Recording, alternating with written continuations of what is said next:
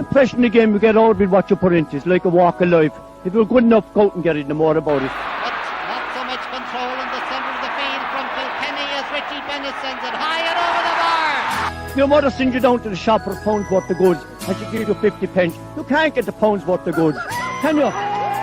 Just about kept in. Oh, well done, Shawnee Buckley.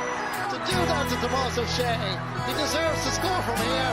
One of the highlights of the Sunday game. Limerick went out there from the word go today. No more about it. They made all the running, that was it. Put the ball over the bar and the back of it, and that's it. No ifs, no buts. Is there much time left? We have a couple of injuries. Here comes Kieran Curry. Curry leading the charge of the right brigade. 45 metres out. He's a chance to score. He's put it hard. He's put it over. There's no sympathy in this game for anybody.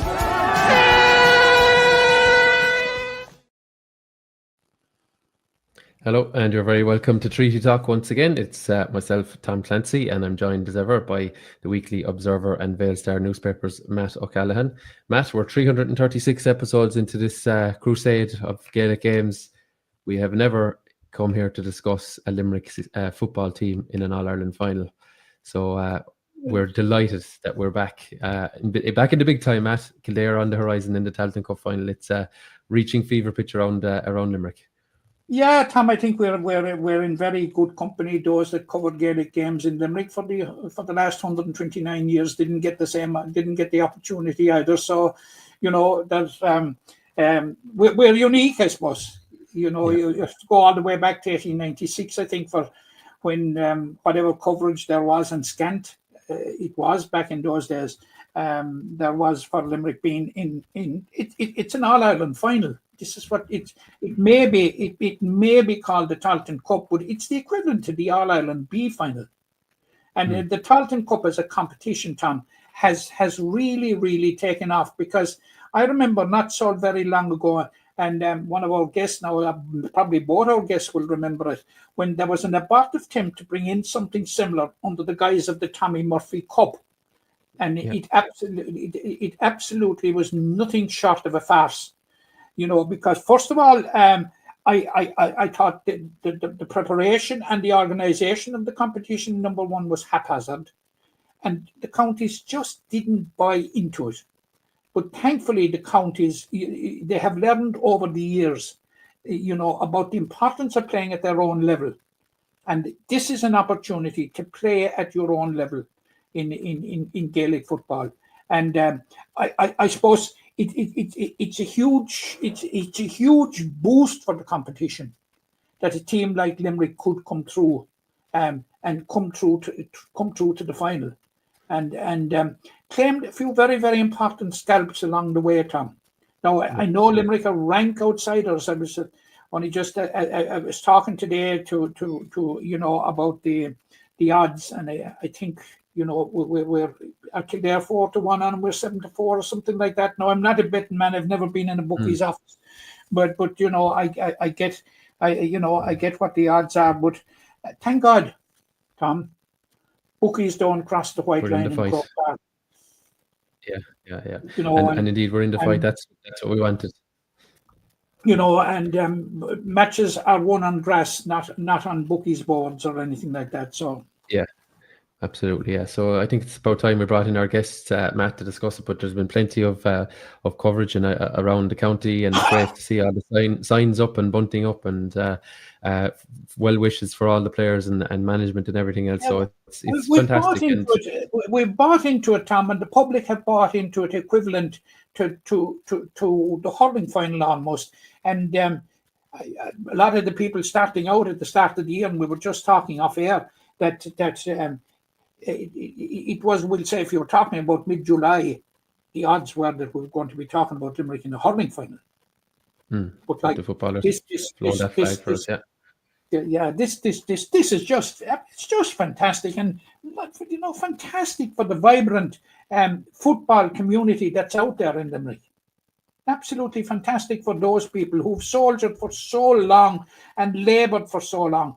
Like in the whole 20th century, Tom, we won 2 provincial championships, the minor and 56, and the under 20, which one of our guests was a member of in 2000. You know, then that's not rich pickings by any stretch of the imagination. But that will tell you, it puts into context the importance of this. Yeah. And you know, and look, we'll introduce our guests and we'll talk more about it. Yeah, absolutely. Yeah, and one of those guests who Matt mentioned is Declan Brouder, a member indeed of the 2000 Munster under 21 squad, and indeed Sigerson manager with UL in recent seasons. And we have John Quane joining us as well. And for anyone that's not watching this, it's not John Quane from Galtee Gales fame, but it is John Quane who featured at minor hurling and intermediate hurling level for Limerick, and has since moved himself to Kildare. So a man just behind enemy lines, I suppose, for this weekend. And we'll get a bit of an insight on the Kildare side of things from John. Gentlemen, you're very welcome to Treaty Talk. Great to have you back, Declan, and great to see you as well, John. Hey, Tom. Welcome, lads. You're very welcome. Something very clear at the start now, Tom. Where does John's loyalties lie on Saturday? Well, see, I suppose the heart is always Limerick, Matt, but the head will be Kildare. I have two kids, married up here with two kids, and they love their football. They're mad into the football. And it's a funny thing with the new rules as well, even though my young lad is 8, and he's loving football at the moment. And as a result, I've gotten into football more and more now as a result. But Matt, I have to say it, listen, the heart will always be with Limerick and the head will be with Kildare, I think. But it promises to be a great game of football. Again, I was looking at the bookies, like I said earlier on. Limerick are underdogs, but many a good Limerick team have went into finals before as underdogs, and sometimes that's when they play their best. All the pressure will be on Kildare on Saturday afternoon. All the pressure. The bookies are making, the papers are making Kildare favourites, and that brings its own pressure in its own way. Yeah, absolutely. Yeah, Declan, you can ask Dick about being underdogs 25 years ago. Yeah, Declan, I'll come to you. Underdogs. It feels like we're always underdogs in football in Limerick, but his team haven't played like underdogs this year. In their rise back out of Division 4, 5 wins from 5 in this competition, and I know from speaking to you intermittently in the last couple of weeks, we are loving this at the moment. It's fantastic to be following this Limerick team at the moment. Yeah, I couldn't agree more, Tom. I was with both of you a few weeks ago, and we were talking about getting ready for a quick turnaround and heading to a semi-final against Wicklow.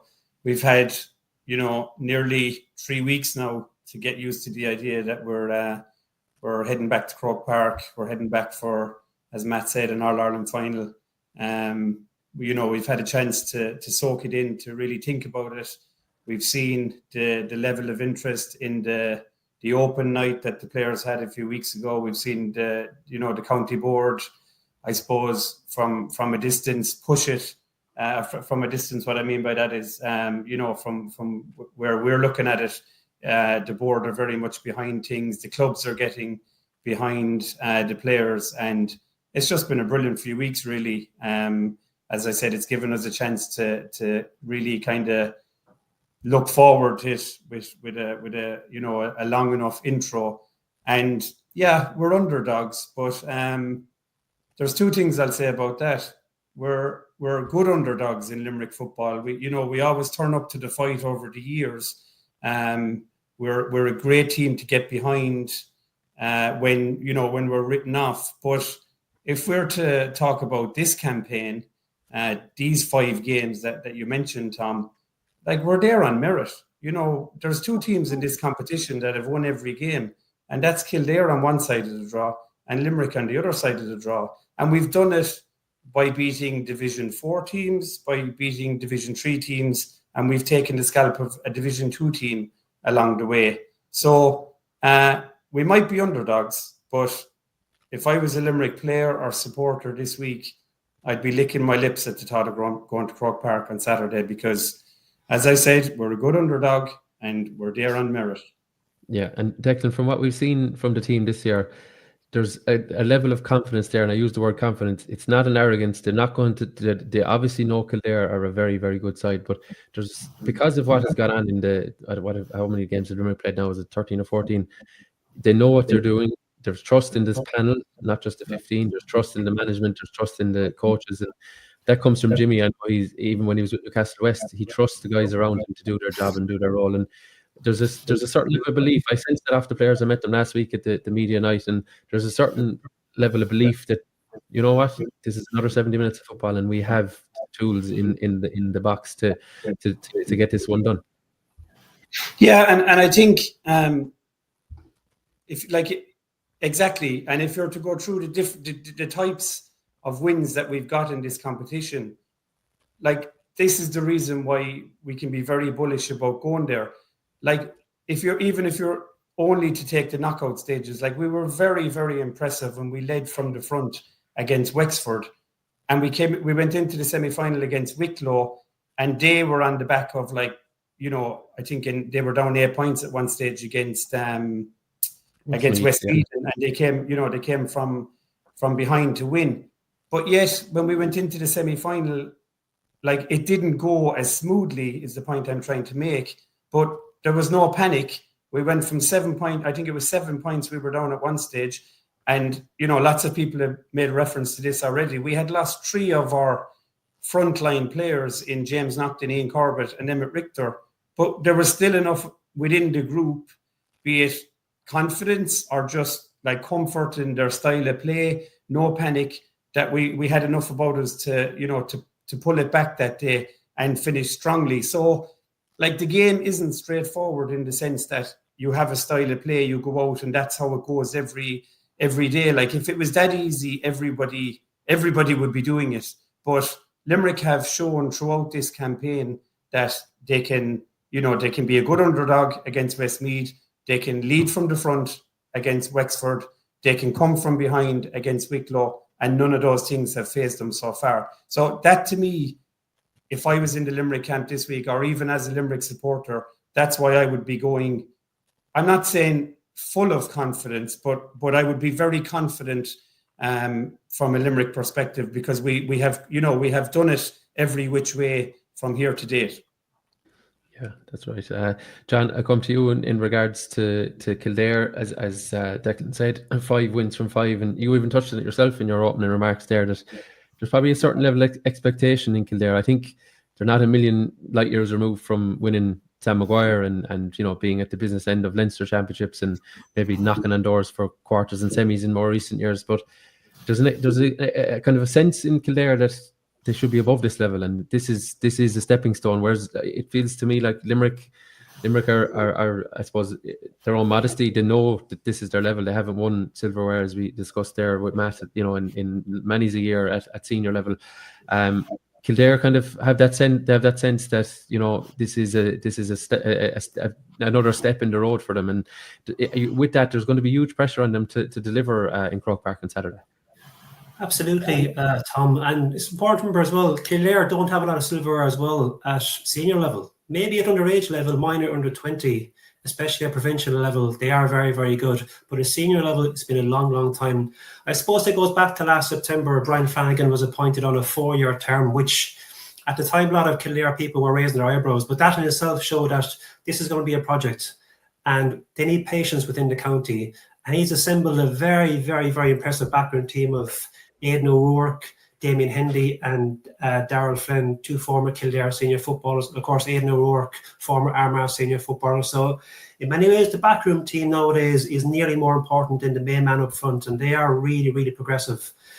I suppose Brian will tell you the most important thing this year from a Kildare point of view was to get out of Division 3 and back up into Division 2 in the National Football League. And then the power of Sam Maguire is in their own hands. They lost that the Division 3 League final to Offaly. They were disappointed with that, but I suppose they moved on and into the Leinster Senior Football Championship. Did a very tight, impressive victory over Westmeath in the newly redeveloped Cathedral St. Connell's Park.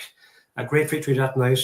Albeit, if you remember, Ray Cannell on that night at midfield, he was towering it over Kevin Feely.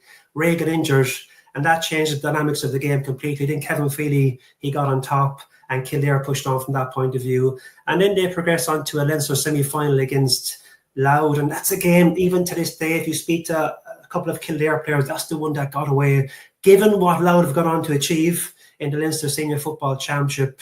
So that was real disappointment. They went away for a couple of weeks. They regrouped in for the Tailteann Cup. And the big difference compared to last year, this year, is they're taking it far, far more seriously. It's a stepping stone, yes, to next year. However, if you look at their performances in the group stages against Tipperary, Sligo and Leitrim, very, very impressive. Then they went on, they played, for me, it was, I suppose, a closing doors, opening door game against Offaly. That was really the game this year I felt that made this Kildare team. They've lost many, many tight battles over the years and they've come out the wrong side. But that game down in St. Conleth's Park, they won by 1 point that night. And that, I think, you could see it in the players, you could see it in the supporters. They were a united bunch. And then, of course, they went in the last day they played Fermanagh in the Tailteann Cup semi-final. And if you remember, the weather that day was atrocious. It was really a weather for the Dutch, really, not for playing Gaelic football. And that day, there are plenty, yeah. Absolutely, absolutely. And that day, Brian Flanagan admitted afterwards that the tactics of the Fermanagh team, they caught Kildare out that day. They played a sweeper on the edge of the D. Kildare weren't expecting that. Now, they pulled through in the very end. And I think, as Declan said, you don't have to win fancy. As long as you win, that's the most important thing. They're going into this game, yes, as favourites, but they'll have respect for Limerick.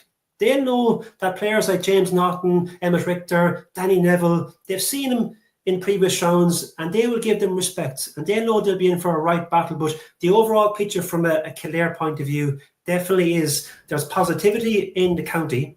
They're happy with Brian. They've seen progression. If you compare it to last year, they were knocked out the Tailteann Cup in May.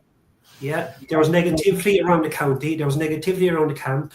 Brian, he knows a lot of the young players. He's brought them in and he's gelled that youth and experience brilliantly together. And now, yes, they're favourites and yes, they'll want to win the competition, but also it's one step into next year as well for Kildare. John, over the last 7 years, am I right in saying that Kildare have won the Under-20 football championship twice? Absolutely. Absolutely. 2018 and 2022, is it? 2023, Matt, is it? 2023, yeah. Surely that should give Kildare the nucleus of a team that should be doing better in Leinster. And when I think of Kildare, I think of a team that falls at the final hurdle. You take the game with Offaly this year in the Division 4 final. You go back to the 1998 final when they were raging favourites under Mick O'Dwyer. The number of times that they went down to Dublin. Is there, first of all, how many of the under-20 players, because you can talk all you like about having good underage structures and good underage successes, and Galway are a classic example of this. Particularly in hurling, where they have a rake of minor hurling championships, but it never transitioned into senior. How many players from those two All-Ireland winning teams have transitioned into this current senior team? Well, to answer your first question about why haven't Kildare made the progress over the last 10 years, there was a team called Dublin and Leinster over the last 10 to 15 years. And do you remember the Limerick colours, they're known as the Green Giants? Well, they were the Blue Giants in Leinster and Ireland. So to be fair to Kildare and Meath and Louth and Laois, it's very, very hard to make that breakthrough. Go back to your other point, there's players like Harry O'Neill, James McGrath, Brendan Gibbons, Ryan Sinky, Callum Bolton, Colin Dalton, who will be starting on Saturday. Maybe not Callum Bolton because he was injured the last day.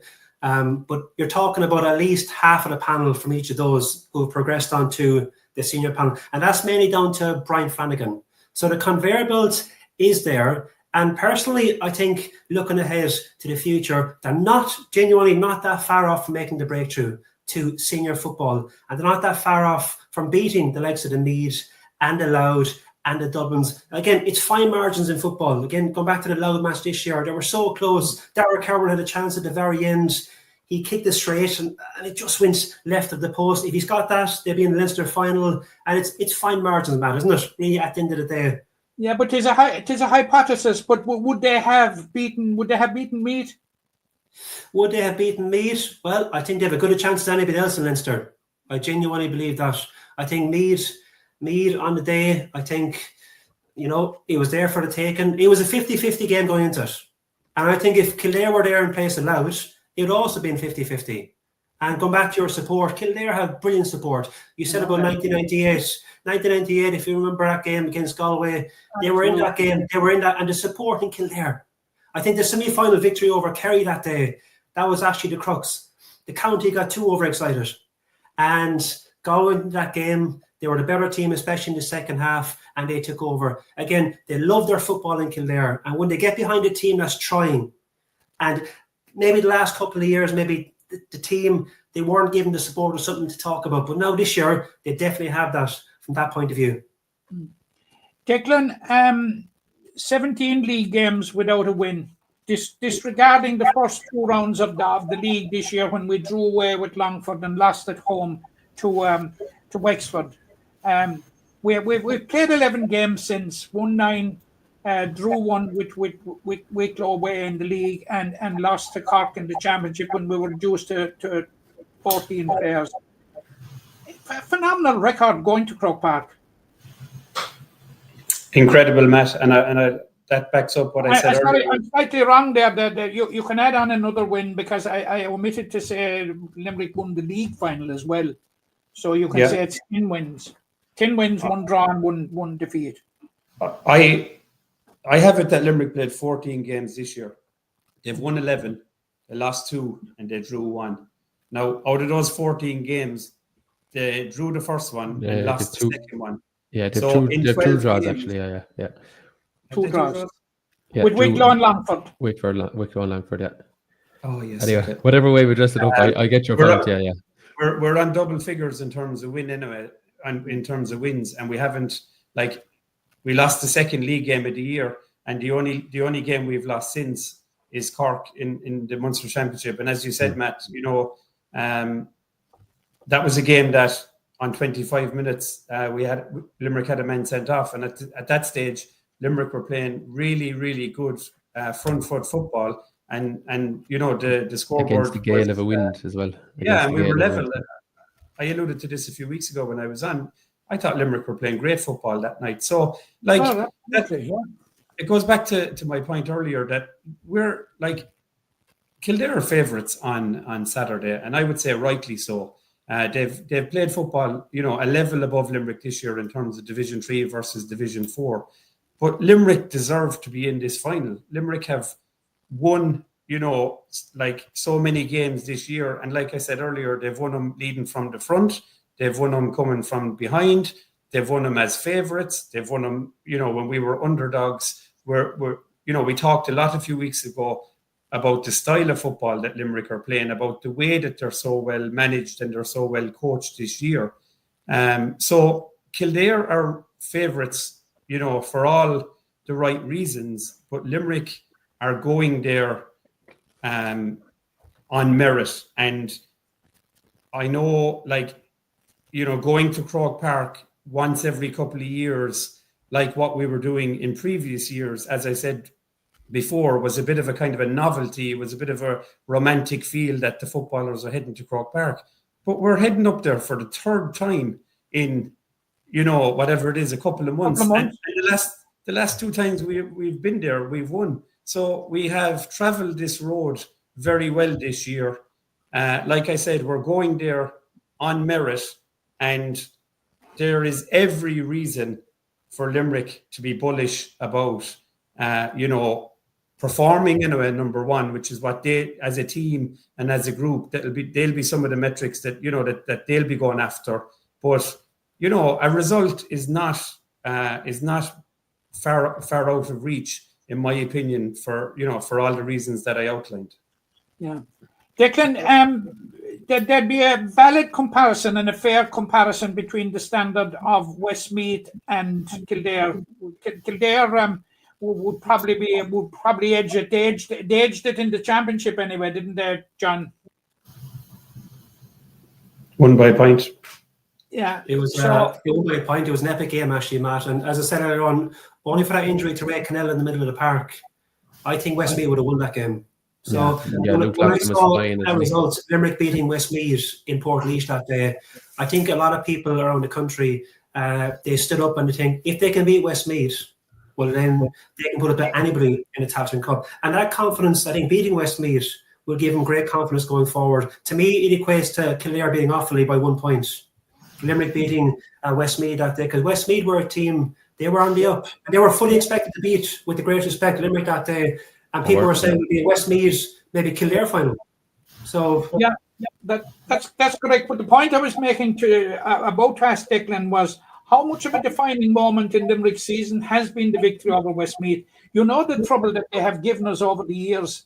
You know, they snatched the league title from us back in, was it 2002 and 2003 in the last minute. And we failed to beat them over the years. But, you know, was it... it's hard to say that it was a turning point because it was so far into the season, but how much was it a defining moment? I would say monumental, Matt, really, when you think about it. Like we talked previously about the game in Ruislip has been maybe a turning point for Limerick. And that, that is very much in the past now.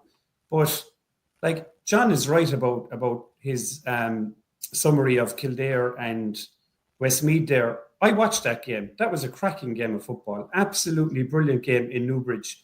And that was a big win for Kildare on the night. There was a big crowd there. You could see after the game what it meant to Kildare. And bear in mind, like, as a bunch of Limerick footballers that, if I'm right, had never beaten Westmeath before in senior championship, in the actual history of football in Limerick. Given the fact that Limerick operated in Division 4 this year and Westmeath operated in Division 2, Matt, I would say monumental in terms of how our season has gone. And if you're looking for reference points this week, if there's any doubt, and I don't believe for a second there is, but if there's anybody that's thinking, God, how are we going to put it up to Kildare? Well, there's your answer. Like, Kildare were delighted to beat Limerick that night, or to beat Westmeath that night. And we did the exact same thing. And if you remember the game against Westmeath, did it in Mullingar. And we led by, exactly, Matt, but we also led something like 16-10. Sorry, we didn't just put these. We got reeled in, but we had enough about us to go and kick a winner when the game was level at the death. So, if there was a way you wanted to win a game, your character was tested by being pulled back in from 6 points up. And you go, you weather the storm and you go on and win the game. So I would say monumental this week, or the last couple of weeks, in terms of a reference point for Limerick going into this weekend. Yeah, because in my view, it sort of, for the want of a better word, it regraded Limerick in the football hierarchy. It certainly put them up a few steps. If you were talking about, like they do in golf, the world's number 1 and number 2, like certainly it sent Limerick up the ratings, I think, anyway. Oh, I think so. And I think, am I right in saying Westmeath were the only, and I know we're going on this year's league rankings, it's going to change next year, but I think Westmeath were the only Division 2 team in the Tailteann Cup. So, we've beaten them. I think what I'm trying to say is I think it was the biggest result in the Tailteann Cup to date. Yeah, and do you know what it did as well, Declan? And I think this has kind of not been referenced by maybe ourselves or by a lot of people. It actually gave Limerick a week's break as well, because it gave them a home quarter final. So, like, what a huge score that was. A draw didn't do Limerick, a draw did Westmeath to win the group, and it gave Limerick a week off and a home quarter final. And lo and behold, we saw what happened in the quarterfinals. The 4 teams that were at home, they won. And in previous years, I think it was the first year it was 2-2. Last year it was 3-1. In terms of home team won 3 of the 4, and then this year in the quarterfinals, all 4 home teams won. So very important. And I suppose it meant that Limerick avoided, another group winner if they were to have gone the scenic route. So very, very important. And as you say, a reference point. Just to come to the squads and the teams, lads, and just I'll put it to you first, John, about the Kildare team. And looking at their scores from the last day, I did see a smidgen of the game after the Limerick, after meeting Jimmy Lee and co. You're kind of scrambling around Croke Park for these ones. Brian McLaughlin came on, ended up with player of the match, ended up with 5 points, including a 2-pointer. I mean, is it obvious sin that he should start, or is it someone that they'll look to keep under wraps, because that is some impact? I think he only came on for the last 25 minutes. Like, that is some impact in a game that was quite low scoring, was quite tense, was quite tight. I mean, Brian McLaughlin certainly put his hand up for a first 15 spot, didn't he? And up to that point, Tom, it was actually very close. I think it was a drawn game when Brian came on. And there was many other Kildare players. It's like the game was there for the taking, and Brian took the shackles off when he came on. And he really, really took the game to Fermanagh. Would he start? Well, you have players like Tommy Gill, Alex Byrne, Colin Dalton, Ryan Sankey, Daniel Flynn, Dara Cowan. It's hard to know. It's hard to know. Based on the last performance, you'd think he would start. But it wouldn't surprise me if he comes off the bench again. Because, often it's the 15 you finish with versus the 15 you start with that are more important. But going back to the panel of Kildare, I think one of the most important things this year is getting that blend of youth and experience. At the start of the year, Brian, he reintroduced Mark Dempsey from Moorfield back into the full back line. He was off the panel for a couple of years. And David Hyland from Athy, he was also off the panel last year. And they've added youth experience to the back line, which is really, really important. And of course, he was manager of the Kildare under 20 team that won the All-Ireland in 2023. And he's brought on players like James McGrath, Brendan Gibbons, Harry O'Neill, Colin Dalton, like I said, Callum Bolton, who've added that youth and experience to the forward line and midfield and defence. In terms of the key players from a Kildare point of view, if you look at number 7, James McGrath, he's gotten 3 goals in 3 games. He really is that quintessential box-to-box wing-back. He's going to take a lot of mining from a Limerick point of view on Saturday. In midfield, you have the spiritual leader of the Kildare team, Kevin Feely. Outstanding player, really. And the beauty about Kevin, and I suppose it's modern-day football now, Kevin can play from number 8 up to number 15. You'll see him start midfield on Saturday, but then maybe after a couple of minutes, you might see him drift into the edge of the square and swap out. And then also Alex Byrne. Alex is the top scorer for Kildare this year. Excellent free taker. And one of those, he can score if he's left or he's right. So will Brian make the team? I'm not so sure. There's a lot of competition for places. And if he doesn't make the team, he will definitely come on at some point. But for Brian this year, manager, it's all about the panel. Because we all know it's a 20-plus game. And he's introduced new players. They've injected youth into the panel. Whereas last year, you were relying on the same old players as such. But this year, players aren't guaranteed their spot in the team. And one thing I forgot to say about the last seconds from Anna that Kildare didn't do in the previous game is they put at times Kevin Feely and the other midfielder, Brendan Gibbons, up on the edge of the square at times. And they launched the ball in and they got a number of scores off that. The other forwards like Dara Cowan, Alex Byrne, and players like that, they fed off that. So that's a tactic I'm wondering will Kildare deploy maybe at some point on Saturday against Limerick? Well, it's just something that for Limerick to be mindful of.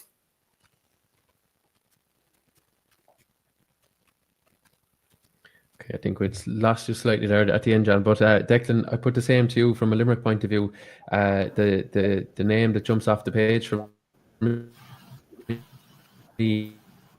I'll go through the stats from the last day because I had to watch this back. Barry Coleman, he came on. I think are we back? Barry Coleman came on in 49 minutes. He had 6 possessions. 2 of those ended in points. He won 2 frees. He also forced the turnover. I mean, that's some impact off the bench. And it's a man we hadn't seen for, I think it was 50 days. He had last lined out in the first round of this competition. So he's certainly put his hand up for selection at the weekend as well, hasn't he? He has indeed. And he did it at a time when the game was going away from Limerick, which is like even more. Have I lost you, Declan? I can hear you, Tom. I can hear you. Can hear you. We can hear you, Tom. I can hear you, Declan. Yeah, sorry, Declan. Go on ahead there. Yeah. So the point about Barry is when he not only did he come off the bench and make an impact, he came off the bench and made an impact when the need was greatest. He got one in on goal. He got an outstanding turnover to break up a Wicklow attack with.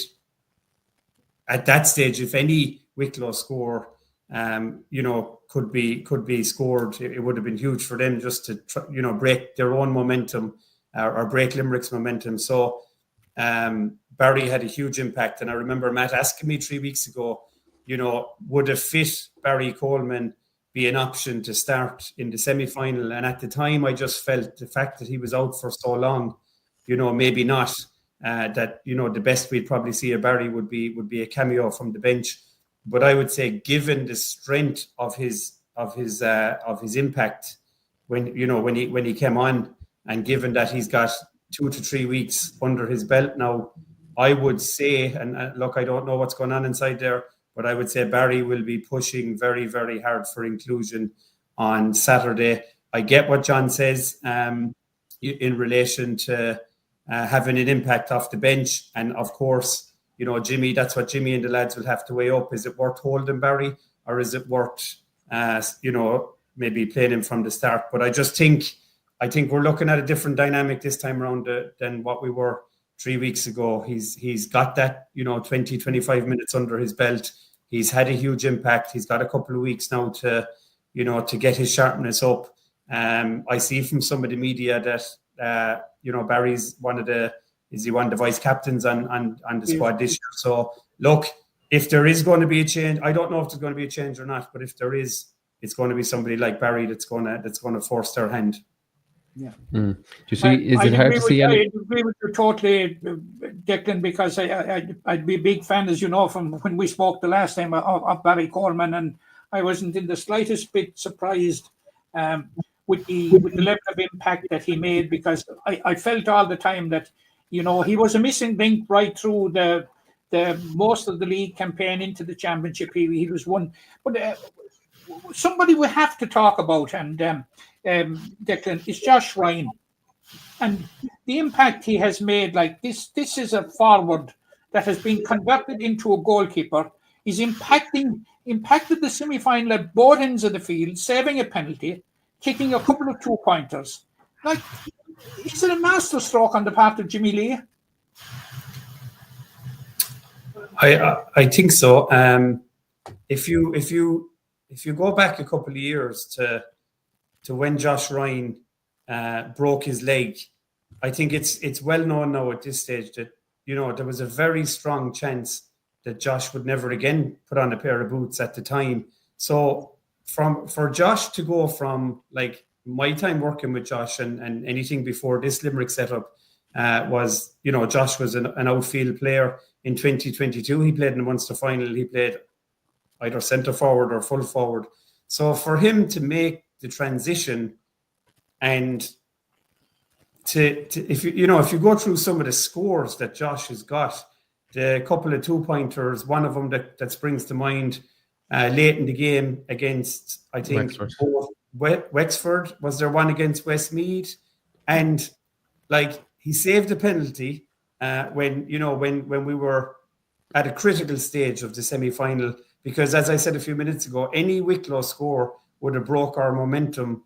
And when you're clawing something back, the last thing you want is for your momentum to be broke. But not only did he save the penalty, like the free that he kicked from the sideline. I mean, if anybody else kicked it, if Niall Morgan kicked it, if Ethan Rafferty kicked it, if any forward, any outfield player kicked it, I mean, we'd be looking at this thing for years to come. It was a score. It was a kick for the ages in the biggest pitch out there when the pressure was at its highest in the game. It was just an absolutely outrageous score. So to sum up Josh, like, the character that he's shown to go from a leg break, number one, to get back playing football, number two, to transition into goals, and number three, to become this player, this almost fly goalie that he picks his moments of when to come forward, and to have an impact doing that. It's been a remarkable story, really, Matt. Yeah, but another stat about him, Declan, was that he plays outfield for Ula, who struggled last year. Yet Josh won the Golden Boot in the Limerick Championship, scoring 229. There you go. And he'd have only played the 5 group games. He had no playoffs or quarterfinals or anything. So I tell you, that was so I think as well, like, the new rules have come in, and we've talked about this previously. They've been just like a breath of fresh air for football. But within the new rules, they've tried to, and rightly so, really, when you think of the 15 versus 14 dynamic that a goalie can create with an overlap. But they have restricted the goalie along the way, is the point I'm trying to make. I can picture one or two keepers that at the start of this year were coming out of goals for fun, and now they're not doing it as much. Yet within all that, Josh has still managed to stay relevant. He's still picked his moments to come forward, not just from placed kicks, but from play as well. Like we discussed a few minutes ago versus Wexford and Westmeath, and he's managed to stay relevant in the changing times that are Gaelic football at the minute, which is, it's credit to him and credit to the coaching team that are behind Limerick at the moment. John, just on the new rules, John. There's certainly, after a slow start, Limerick were a bit slow in adapting to them, but they have adapted very, very well to them now. And what Jimmy Lee is setting out to do, and I'd say the philosophy of himself and his management team are, the new rules have made it much easier for Limerick, I'd say it has helped them a bit to be where they are now. What is the take in Kildare on the new rules? I think, Matt, the new rules have helped every county, not just Kildare and not just Limerick. What it has done is it's freed up forwards more. They're not as rigid in their own play, and it's helped in particular players like Dara Cowan, Daniel Flynn, and Alex Byrne in particular. I think what Brian Flanagan has done, he's given those three players in particular a freedom. Now, from a two-pointer point of view, Kildare wouldn't be a very high 2-point scoring county from that point of view. They're happy, and their key performance is that high transition from defence to attack. They're a young, fit team, and if that means there's a 1-pointer on, if that means there are a 2-pointer on, they'll take it. It's all about getting the shooters in the best position possible. So to answer your question, yes, it's allowed more freedom, and those players in question I've mentioned, it's given them a lot more freedom. But from a 2-pointer point of view, Kildare, no, they haven't been, like a lot of counties, they're happy enough to take the 1-pointer on, if it's available. Yeah, I know Limerick were in the league. Limerick were in the top 5 for goals scored, and I think they're in the bottom 6 for 2-pointers, but they've probably nearly flipped that a little bit as the championship's gone on. Obviously the weather has gotten better, but they've certainly found a way of doing it. Declan, just to mention, I think we had it on after the semi-final, 63 metres Josh's kick clocked that, so Kildare would want to be wary if they give away a free kick either around the halfway line, because I mean, if it's dead straight and on the 65 dead straight, I tell you, it'll go a long ways to going over. It's some boot. And you said he mightn't have put on the boots again. There was talks he could have even lost the leg or had a serious issue with it going forward. Like, so, I mean, as you say, we can't but tip our hats to him, because it's a phenomenal return. And I think we'd have seen him, lads, going to the games in Limerick the last 2 years since he was injured. He was still doing water. He was still involved. He didn't close the door on it. He was still wanted to be around the group, and I tell you, if that's your teammate and he's doing that, like, I tell you that you'll want to go to the well for him. Declan, just look at the rest of the Limerick squad. Do you think we're the team, I should say, from the last day? Is it well enough balanced? Kildare have shot the lights out in a lot of the games, and on the group games they registered over 30 points a game average. Are we set well enough defensively with what we have, and are we able to? Are we able to be patient in defence? I think at times last day, the Limerick were, I think Wicklow dominated possession for long periods, but how do you think Limerick are set at the weekend for that? I think they're set up really well. I think the balance of what they have throughout the team, the style of play that they have settled on this year has I'd say bedded in really well, and is very clear and very comfortable with everybody within the group. So I would be very confident that at this stage of the year that there's nothing new being enforced on the training ground, that Limerick are very comfortable in their style of play, in their identity, and I would be very hopeful that that will be again enough for them to at the very least perform at this level on Saturday. I think when we previewed the game against Wicklow a few weeks ago, we weren't sure where Barry was at, but we were very sure that there was a few lads that weren't going to make the semi-final. My understanding is that the scrap for positions on the 26 and on the starting 15 has gone up in the last couple of weeks. I do know Darrow Shukru is a long-term injury and is definitely not going to be in the running. But I do believe that there's a few players, that weren't available for the semi-final, will be putting their hand up in some shape or form for selection, if not on the starting team, but definitely within the 26. So again, no better time for that to be happening for your, for the depth of your squad to be increasing for whatever A and B games the lads will be playing over the last couple of weeks. There really is no better time to see lads coming back from injury and just strengthening the squad and just putting that final push on lads that are on the team or within the match day squad ahead of this big showdown. So I just think really, really coming to the boil at the right time. So I don't expect any major changes from a style of play. I think we've proven that what we've worked towards this year is really working.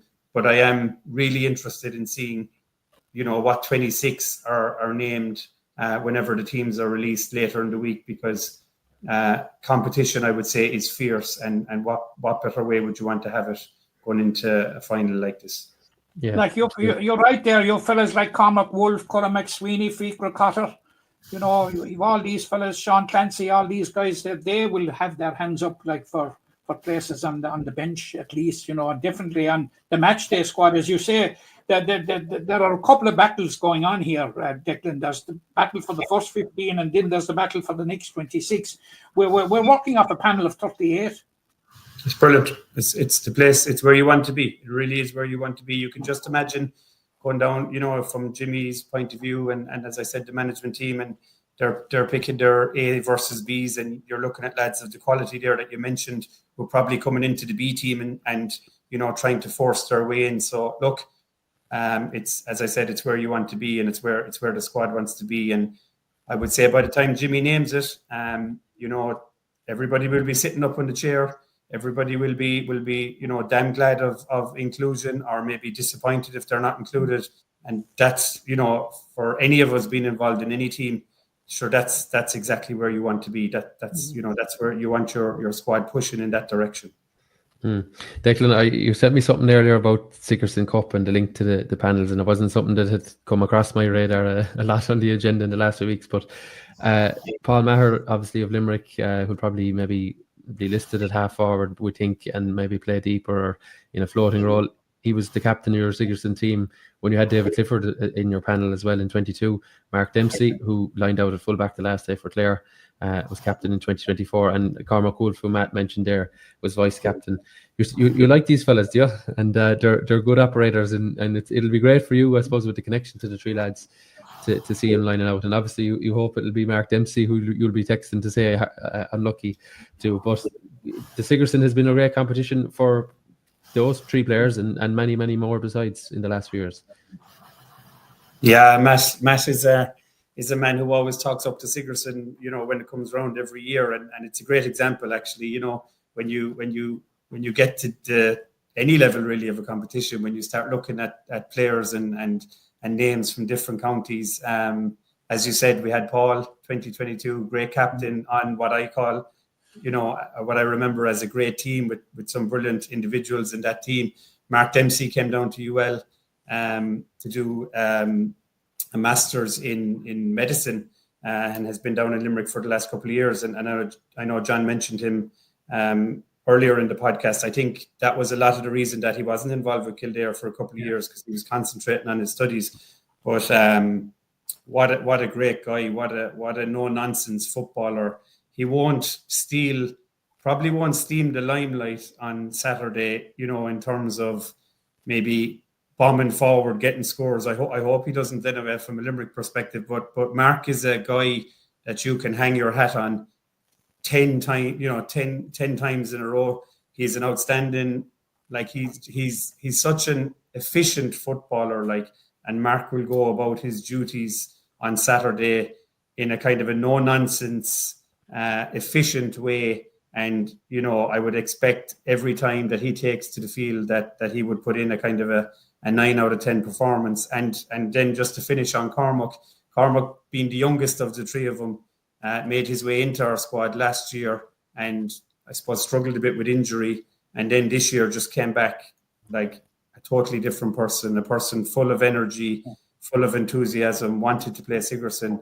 And yeah, they were all captains, but two were captains and one was a vice captain, but very easy decisions to make when you see the leadership qualities that those guys portray and what they would bring to any team. So yeah, it's a great shout out to Sigerson and the value of that competition for these lads in their journey. But equally, it's a great tip of the hat to the credentials that they portray in terms of how they go about their football and the leadership that they bring to every team they're involved in. John, I put it to you about... It leads me in very nicely, seeing that we're on the Sigerson Cup. James Norton, I want to put it to you, John, and he's scoring feats this year. And he did win a Sigerson Cup medal with UCC in 2019. Yeah. But he really has taken he's taken both the league and the Tailteann Cup by storm. From speaking to people around Kildare, he's the one name that's mentioned an awful lot. James Norton, we need to keep a close eye on him. I've heard that a couple of times now around the county, and I have a feeling like I'm going to see James McGrath mark him on Saturday. We know James Norton is going to take an awful lot of mine. He's been incredible this year. In many ways, he's been the player of the Tailteann Cup. In many ways, and if Limerick do go on to win that, I imagine he'll get that award. But yeah, I think James McGrath is the man for him. He's tight, he's athletic, but also James will need to keep an eye on the other James. James Norton will need to mark James McGrath as well from that point of view, so he'll get him thinking. But it's not just James Norton though, Matt, to be fair. Limerick are not a one-man forward line of watching them again this year. I'm very impressed with Danny Neville. He's been a big boost back in the panel this year. And I think we spoke about Mark Dempsey. I think Mark will keep a close eye on Danny Neville on the edge of the square. Emmett Richter, he's really, really good as well. I expect David Hyland to keep an eye on him. And then Peter Nash, a player who doesn't always maybe get the attention or the credit. He's been outstanding this year for Limerick as well. And I think Kevin Flynn from Selbridge will keep a close eye on him. But by no means are Limerick a one-man forward line. But a question I have maybe for yourself, Matt, is from a winning and a losing point of view. I think Kildare have the forwards, but do Limerick have the defenders to keep an eye on the Kildare forwards? That's a question. To me, that's the winning and losing it again, because I think the Kildare defence has been very, very impressive in the Tailteann Cup, and I think they will do a job on the Limerick forwards. But can the Limerick defence keep the likes of Daniel Finn, Dara Cowan, Alex Byrne, and maybe off the bench you have the likes of Brian McLaughlin, Niall Kelly, of course, the former All-Star nominee, players like that. Can they keep a close eye on them? For me, that's the winning and losing of the game. Yeah, well, they've succeeded against Westmeath, to get the better of Westmeath. We went to Corrigan Park and we succeeded. I think the Limerick defence, it has come together very, very well. You have, of course, we've Ian Corbett, who is a football legend in Limerick at centre back. You can bet your house on him. You Paul Maher, vastly experienced. I think just taking up from where Declan left off there a while ago, that I think Barry Coleman will probably come into the defence. Matt McCarthy is having a very good year. The Doc is having a good year on the edge of the square. Yeah, I think Limerick are quite well equipped to deal with the Kildare forward line. They've as a unit, they are working very well. The only day that I saw that Limerick defence was exposed was in the first round of the Tailteann Cup against London. And they were really exposed, and they were opened on a couple of occasions. And I think Jimmy Lee and his management team have latched onto it since, and Declan now would be more conversant with the defensive strategy and all that. But I think they've done a good job in tightening up that defence. What do you think, Declan? He's saying you're a defensive manager there, Declan, I think. He's saying I play negative football, I think. But yeah, you know what, John, you pose a brilliant question, because you can run the numbers so many different ways in relation to this game on Saturday. And when you cut the numbers in so many ways, they come out the same. And what I mean by that is, Kildare have played 15 games this year. They've won 11. Limerick have played played 14 games. They've won 10. We've both beat Westmeath in, albeit different competitions, but we both beat them by a point. We're both unbeaten going into the final. Funnily enough, the amount of scores that Limerick have got in the Tailteann Cup has equated to 10 goals and 101 points. And the amount of scores that Kildare have got in this competition are 9 goals and 104 points. So there's no splitting them in terms of what they've scored in this competition. Yeah. There's one key difference. Kildare have not conceded as much as Limerick. So your point and your question to Matt is exactly on point as to where this game is going to be won and lost. Can Limerick hold? Like, I have no doubt that Limerick will perform, like I've said earlier, but I think Limerick will, the style of play that they have, come up with, they will get scores in Croke Park. I do believe they will get scores. The real crux of this will be, can Limerick's defence hold the Kildare attack on the other side? When you split the numbers, that's the only real tip, of the hat that I could kind of give to Kildare.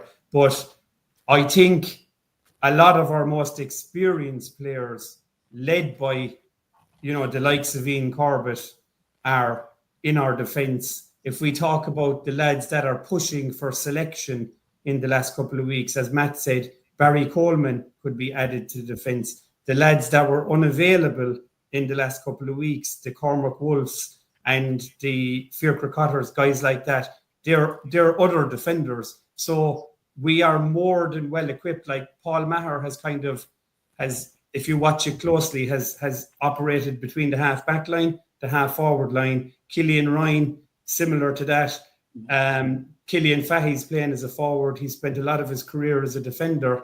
We have a lot of options in our defence, depending on how Limerick choose to line out on Saturday, or maybe if they need to revert, in game. I think we have a lot of options to deal with that. But as I said, it's the one area, John, and it's a question that I think is a point that was really well made, is can Limerick hold the Kildare attack? And it's going to be a huge question that has to be answered in relation to, the destiny of this title on Saturday. And on the flip side of that, Declan, as the game goes on, we know Kildare have lost a lot of tight battles over the years. The doubts are no doubt going to go into the Kildare heads. If it's close enough at half-time, the message in the Limerick camp will be, lads, we have it here for the taking. Let's go for it. But I do think from the Kildare point of view, I think they're going to try and go for a goal or two early and put doubts into the Limerick head. They're going to try and test out the full back line, no doubt.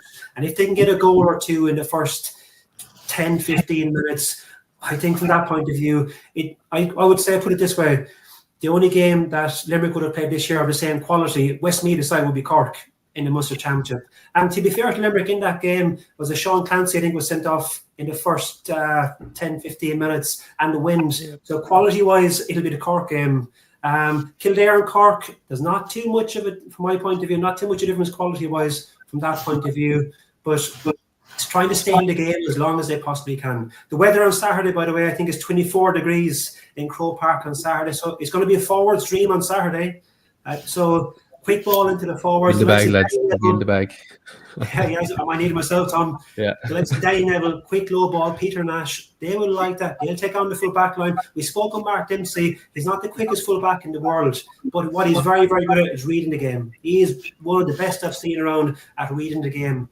So really, if Limerick are in the game up to the 50th minute, 55 minutes, I really do give them a chance.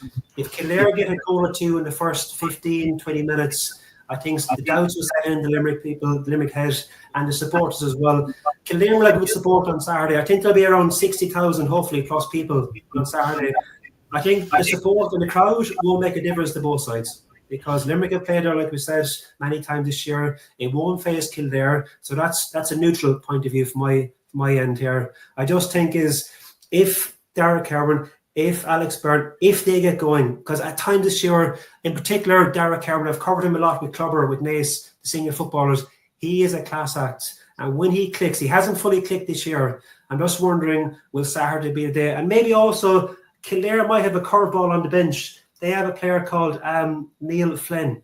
Now, Neil is a really, really quality player. He was out in Australia this year. He scored 5 goals and 228 points for Kildare. He's one of the all-time top scorers, close to Johnny Doyle. He's back training with the panel the last couple of weeks. He was training out in Australia as well. I have a feeling maybe in the second half, Brian Flanagan might spring him off the bench, maybe with the likes of Brian McLaughlin as well. And he could be a key component as well from a Kildare point of view. But has he played, John? Has he played since he came back? No, he hasn't played. He's training with Minuti's club and he's also training with the Kildare panel. Really is a good quality player. Now, he's coming to the end of his career, but he's been a brilliant servant and he's not a bad player to bring off the bench from a Kildare point of view. Yeah, well, if he's up to speed, you'd see merit in that one. Declan, what's the sense of it? Are we going to have a big Green Army supporting the weekend? Obviously, our friends in Kerry, I'm sure, will be there cheered as lad. We hope anyway. But are we? What's your sense of it from talking to people? There's plenty of people I'd say are getting on board this, and I think Josh Ryan even said it. Limerick players are welcome in the bandwagon. Look, we had 2,000 there against Wexford in the quarterfinal. Let's not sugarcoat it. We'd love to see more than that. But is your sense that there's going to be a big contingent heading up the M7 on Saturday?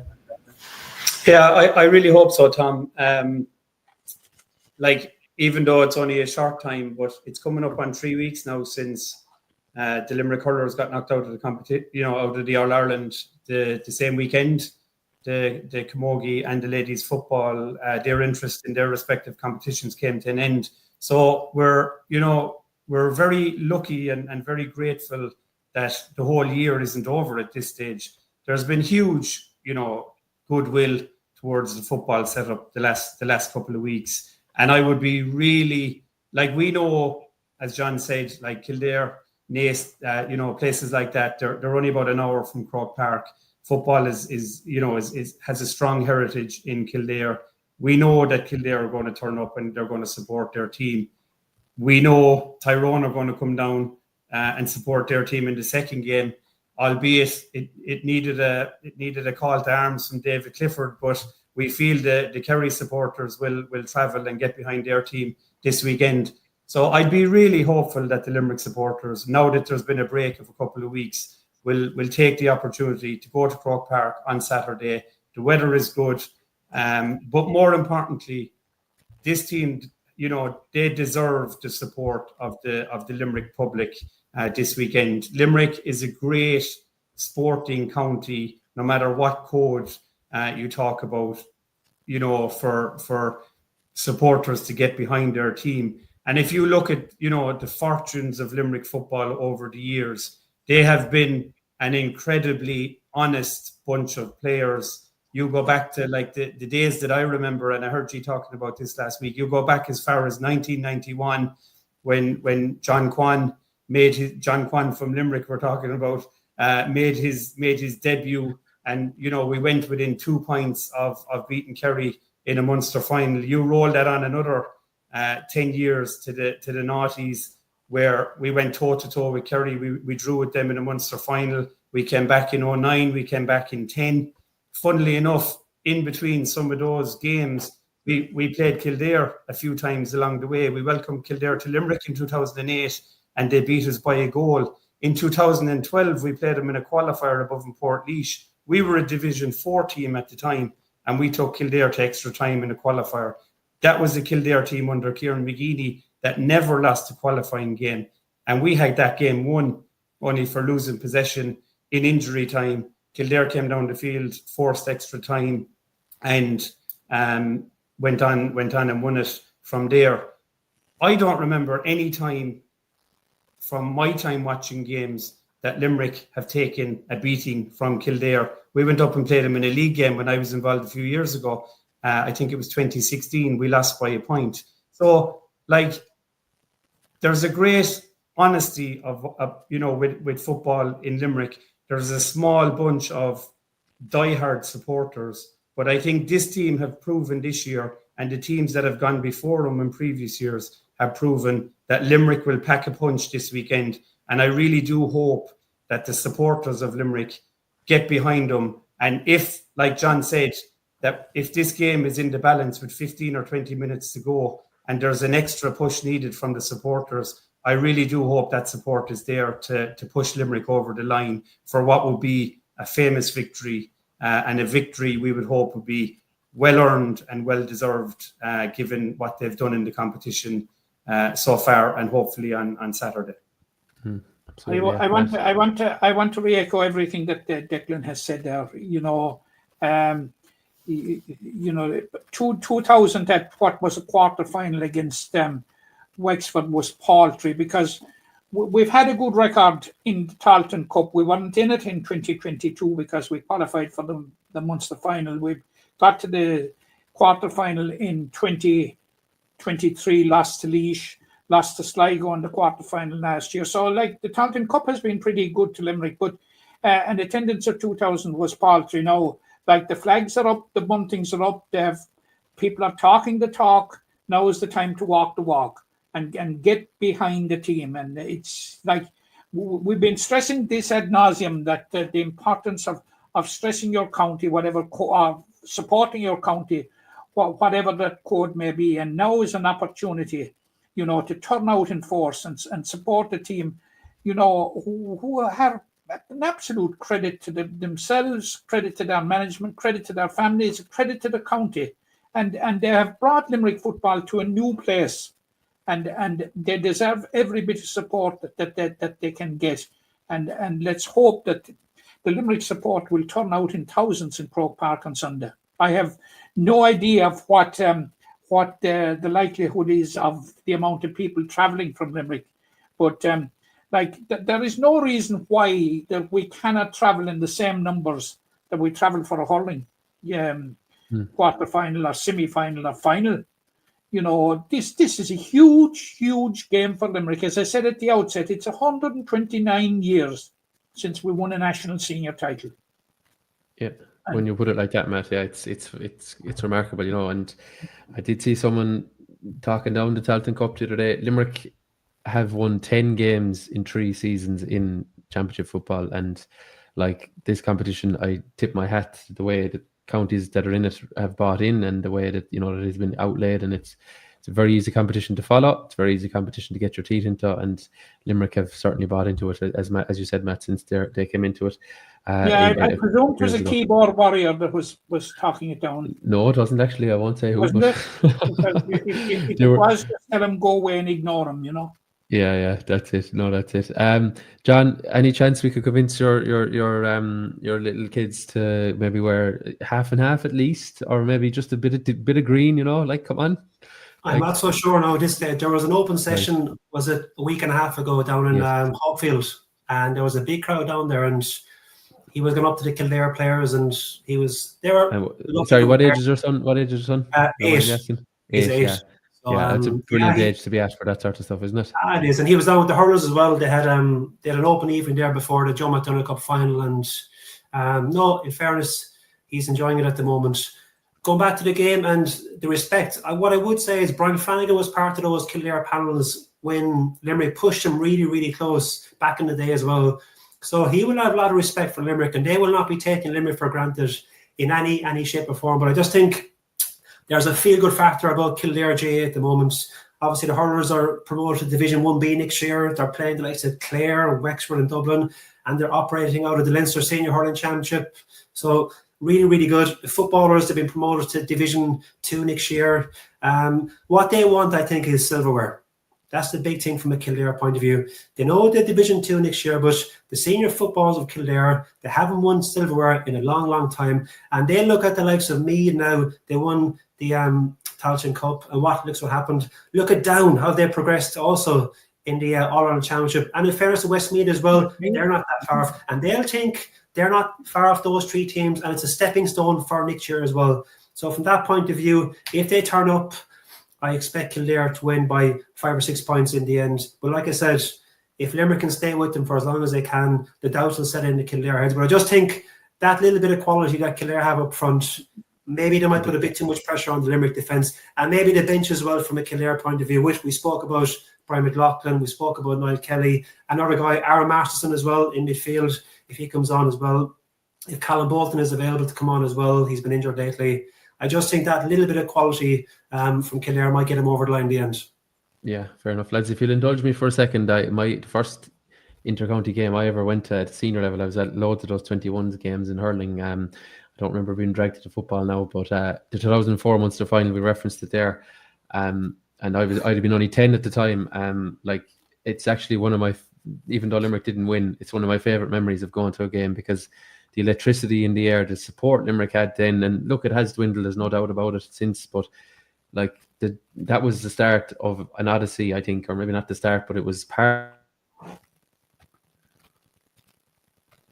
of an odyssey in qualifiers. I don't remember Limerick in the 2000s getting blown away by anybody in the qualifier. I mean, they put it up to, I think they beat Cavan, put it up to, they beat Hammered Meath another year, last to Meath, narrowly the year after.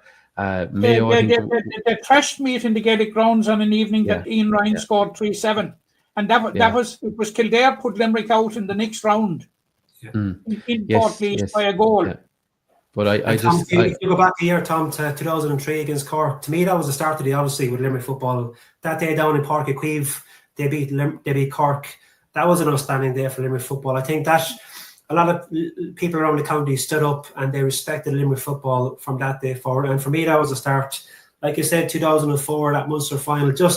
I know we spoke at the outset about that free at the very end of the Munster final. If my namesake was taking that free that day, I always think, would he have put that over the bar? And Limerick could have been Munster champions. But of course, the great Darragh O'Shea caught the ball under the post, and we went back to Killarney. I think that, and then we lost in the replay. But it's fine margins, isn't it? Fine margins. Yeah, but I regardless of lack of silver, there were great memories for me following the team, and even some of the games up the country I wouldn't have went to, but listened to them on like the likes of Liam Ahern and Live 95, and just great moments. And always, as we said, they're always punching maybe above their weight, and there was very few counties around there that took Limerick for granted, and taking a lot of them to the wire. And look, it did dwindle a bit, but we saw what Billy helped Limerick rise again, and Jimmy's now doing the same. So it's phenomenal. And hopefully this is, maybe if it's a stepping stone for Limerick or for Kildare, hopefully it could be one for Limerick too, and on to bigger and better things as well, in the former league and championship. So the fingers crossed.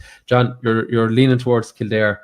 I can do nothing to convince your kids to wear green, but I do hope you enjoy the game at the weekend. And look, if your kids do ever want to convert to Limerick, there's no problem at all. We'll have them. We'll have all the support we can get from Kildare. Look, they might come away saying, "Geez, I didn't know Limerick were so good at football." That might be their memory from Saturday. But I'm hoping you enjoy the game anyway. In Croke Park, and Declan, the same to yourself. I'm sure you're travelling and bringing a few in tow with you, and hopefully another very memorable afternoon following this great side and this great bunch of players. So lads, I must thank you for joining us on Treaty Talk. Matt? A second, Tom. I just want to make a point, and I want to ask a question of John. You're talking there about respect for Limerick football. The first place respect for Limerick football must start is in Limerick itself, and Limerick respect Limerick football, which to me is absolutely crucial, and it hasn't been respected as it should have been. I think you'll probably agree with me, Declan, over a number of years. And, let's hope that this is the catalyst to change all that.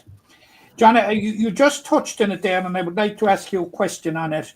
Kildare won the Joe McDonagh Cup, which was a fantastic achievement and a cause for great celebration in Kildare. First time winning it. Do you think that the Joe McDonagh Cup finalists going on to the All-Ireland Series is warranted?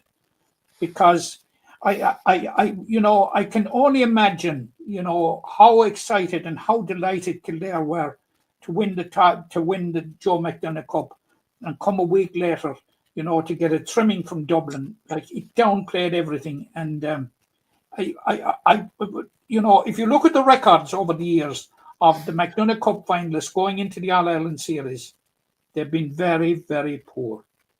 And I would be one that would be strongly advocating the discontinuation of that practice. Where do you stand on it? I would agree with you, Matt, definitely. I was actually at that game, Kildare and Dublin. That was a double header with Offaly and Kildare in the Tailteann Cup. You could see that Dublin were at a different level. It wasn't fair. 6-day turnaround. There wasn't enough time for the Kildare players to celebrate. Dublin had, I think, a 2 or 3 year break. So all the advantage that evening was with Dublin. Just funny enough that day, actually, I was sitting beside, by coincidence, Seanie O'Donnell, the stats man for the Limerick senior hurling team, and he was watching, and Dublin were impressive that day. Now, little did I think what would happen the following week in Croke Park, Dublin and Limerick. But no, from a Kildare point of view, hurling-wise, it's been a fantastic year. Nobody would have foreseen them win the Joe McDonagh Cup. They hadn't won a game, never mind, in the Joe McDonagh before. This was their first year. But confidence grew as the year went on. As I said, they're promoted to Division 1B. They have a brilliant manager in Brian Dowling. The Naas senior hurlers are the rock stone of this panel. We know the quality of the underage players coming through in Naas. They're competing well at Leinster senior club hurling level as well. But the big thing is, and I mirror the Limerick situation maybe 15 years ago as well. If you put the correct structures in place and you have the correct people over it, well then slowly but surely progress will happen over time. So there's lots of similarities between Kildare and Limerick from that point of view. And the big thing now from a Kildare hurling point of view is, can they bridge the gap between where they are now, the Joe McDonagh, and the Leinster Senior Hurling Championship?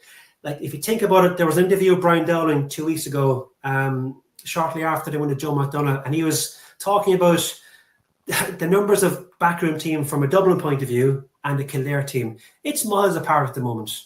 So what they're looking for is support from the county board, but also support from Croke Park as well, because there is a gap. And Willie Maher was appointed, I think, the National Hurling Development person a number of months ago. Kildare is a prime example.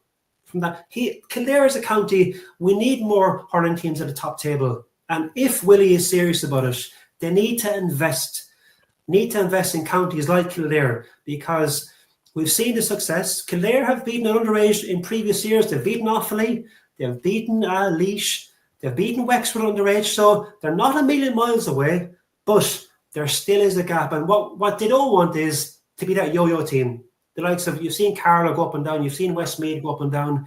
That is not good for hurling. But to go back to your question, Matt, no, it shouldn't have been played. No way. No, it's not good. I'm not focusing on the 6-day turnaround. I don't think it should have been played at all, John. No, I agree. Let Kildare go out for this year on a winning note. Absolutely. Now, one thing, there was fantastic support that day down in St. Connor's Park, and the team and the panel, they got a rapturous round of applause coming off the field.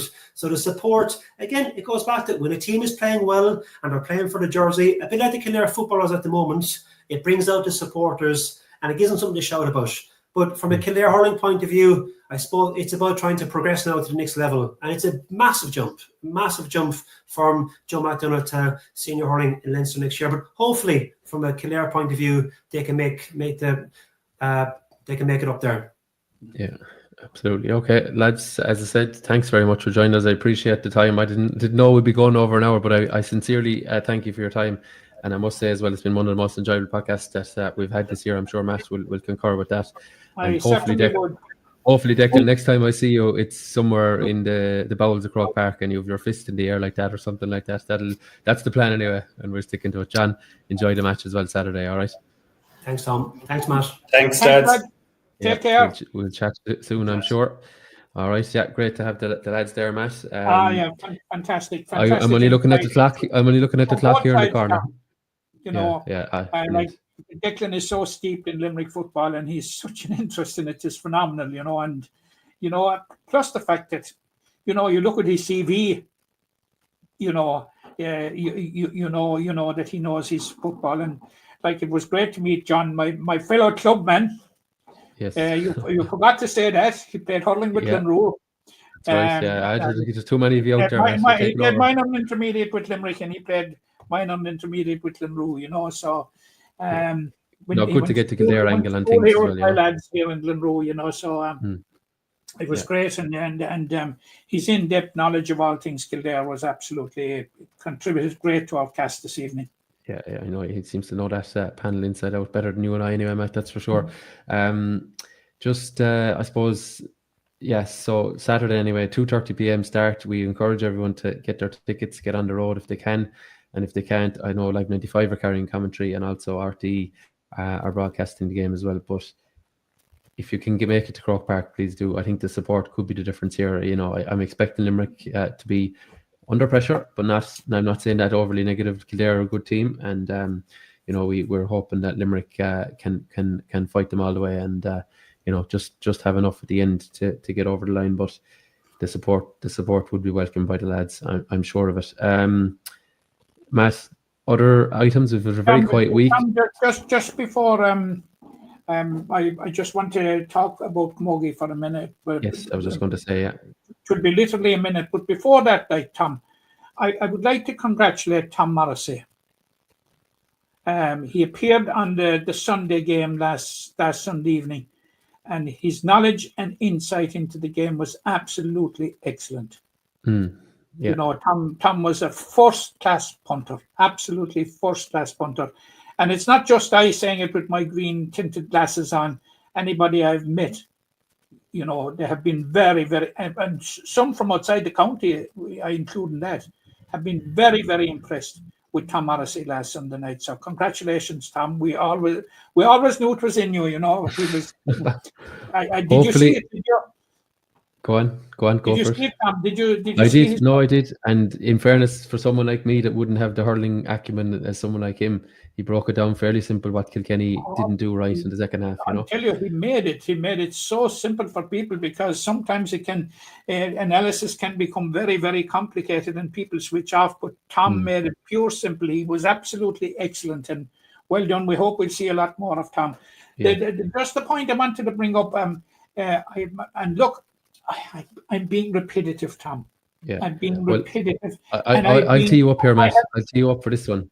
What is the average score line? I've been annoying, I'd say. And it was like whistling in the wind all along. But I got great consolation over the weekend. I have been beating this drum now about the format of the Camogie Championship, and particularly of the Senior Camogie Championship.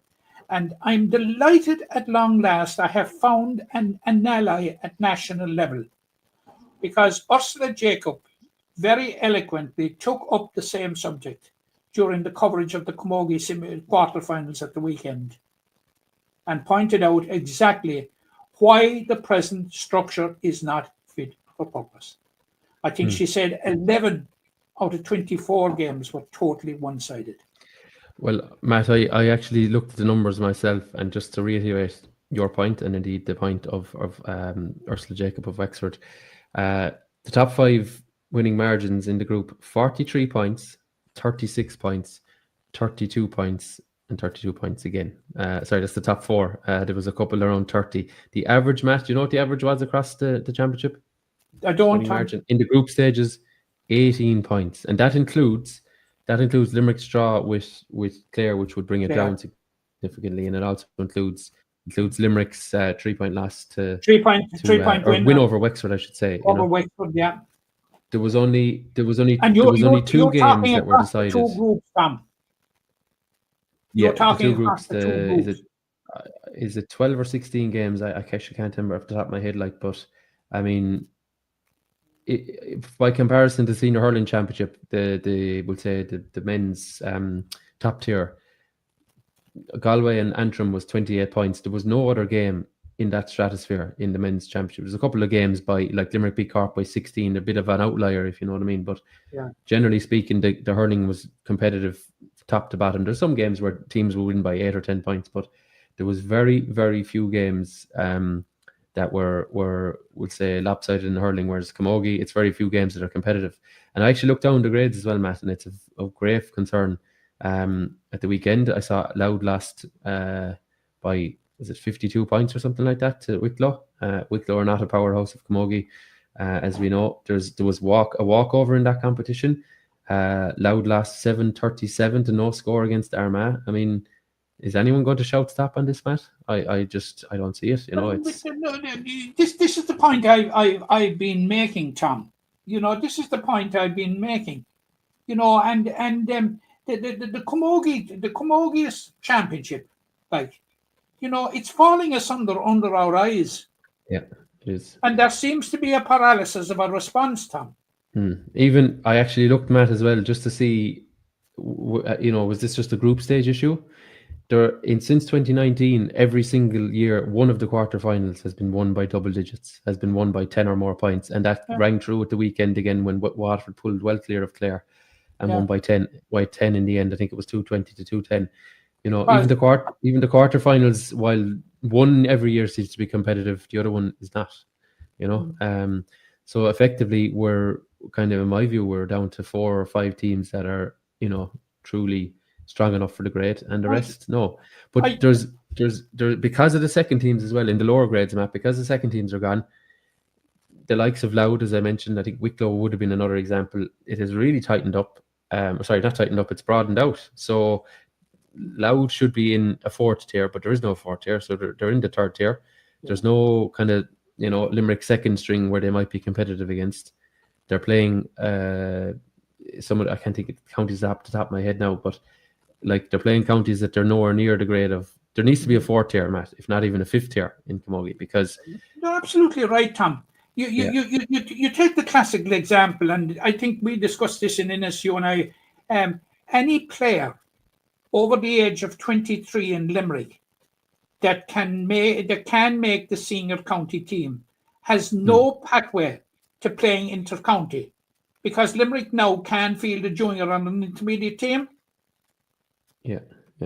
And like I thought we would be spreading the message instead of contracting it. This is what we're doing. What I will say is, Matt, who's making these decisions? The frustration, Matt, that I saw or that I felt last week, and look, I'm not overly involved in Camogie, as you know. I just report on a bit of it every now and again, and I do follow it as best I can during the year. But I have a deep interest in it over the years. But what I will say, there was an email from the Camogie Association ahead of the quarterfinals where the president, Brian Malloy, was calling on, you know, support of the quarterfinals, and I had to look back. It's an email from, you know, quoting him: "We have to raise our ambition that filling Croke Park later in the season. If we are to be serious about supporting female participation, we need to translate that support into something really tangible." So his ambition, from what I can see in a lot of the press releases, a lot of the press statements, that was in relation to the Scorts debate. He said a lot of people were exercised by it. Now he wants them to get into the stadiums. And of course, we agree with you, Brian. However, you know, you need to see the wood from the trees here. The bigger issue is a lack of competitiveness in your championships across the grade. Why would someone a few weeks ago, when they probably knew Limerick, and I'm just using Limerick as the example, Limerick were at home to Tipperary, Limerick were very likely to lose that game. Why would someone travel halfway across the county, or indeed the country, to go and see that game when they knew it was going to be, you know, a foregone conclusion? Yeah. Why would, like, we go to sport, Matt, for the competitiveness, and like even at the weekend, everyone from Cork went up probably thinking they were going to beat Dublin. They blew them away in the finish, but everyone expected a much tighter game. Than we go for the competitiveness. We go for the slagging between counties and all the. Yeah, in many ways. We don't go to say, well, you know, for Cork at the weekend, the unknown. Sorry, not Limerick, you know.